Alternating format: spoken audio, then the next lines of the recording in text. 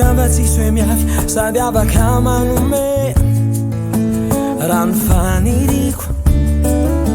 de ho tsara tareha lay bebe tsy riritra fa tsy mba manantsiny ary tsy mampiomera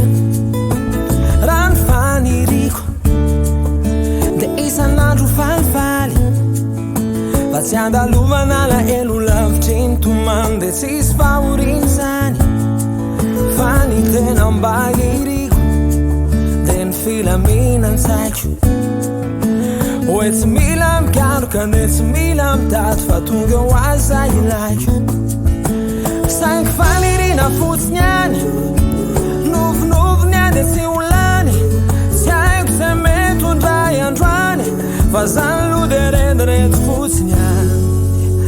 rano faniriko de mba ho salama fona hoe tsy mety marary de tsy mety reraka fa matanjaka eny any rano faniriko de zaho manam-pahaizana de tsy ho ambaliky intsony fa hoe marantsaina sy be fahalalana fa ny anisan'ny faniriko ny tonga olo malaza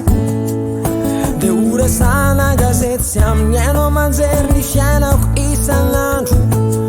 fa ny tena mbahiriko no lasa olona ambony ka ho azaina ery de indraindraina ary hoe nona teny saingy fanirina fotsiny any novinoviny any de sy olany tsy haiko zay mety ondray androany fa zany lo de redirety fotsiny any saingy fanirina fotsiny any novinoviny any de sy olany tsy haiko zay mety ondray androany fa zany lo de redirety fotsiny any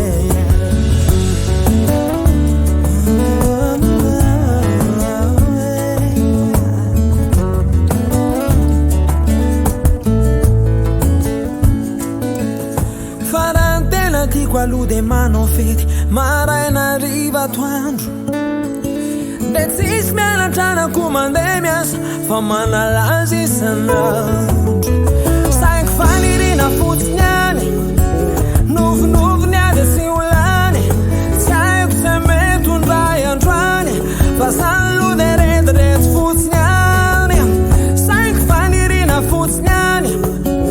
novinoviny any de sy olany